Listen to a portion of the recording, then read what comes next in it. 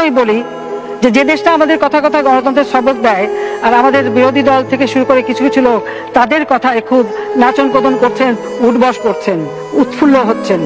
হ্যাঁ, তারা যে কোনো দেশে ক্ষমতা উল্টাতে পারে, পাল্টাতে পারে, আর বিশেষ করে মুসলিম দেশগুলি তো আরো বেশি মানে কঠিন অবস্থার মধ্যে দিয়ে যাচ্ছে। আমরা নিজের পায়ে চলবো, নিজের দেশকে আমরা গড়ে তুলবো, কারো মুখাপেক্ষি হয়ে না। কে আমাদের ভিসা দেবে না, কে আমাদের স্যাংশন দেবে, ও নিয়ে মাথা ব্যথা করে কোনো লাভ নাই। I don't know, maybe they don't want me to continue or the progress we are making for Bangladesh, they may not accept it or something like this. This is my feeling.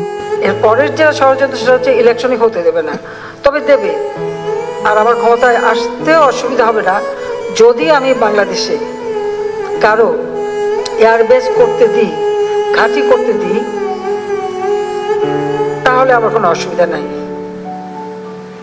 কোন এক সাদা চামড়ারই প্রস্তাব ইস্তিমোর মতো বাংলাদেশেরও একটা অংশ নিয়ে, তারপরে Chittagong, Myanmar, এখানে একটা খ্রিস্টান স্টেট বানাবে, বে অফ বেঙ্গলে একটা ঘাঁটি করবে। তার কারণ হচ্ছে যে বে অফ বেঙ্গল এবং ভারত মহাসাগর, এখানে প্রাচীনকাল থেকে ব্যবসা বাণিজ্য চলে, আর এই জায়গাটায় কোনো রকম কোনো কন্ট্রোভার্সি নাই।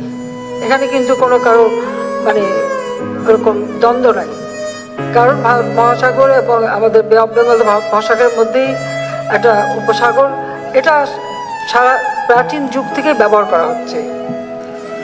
এই জায়গাটার উপরে অনেকেরই নজর,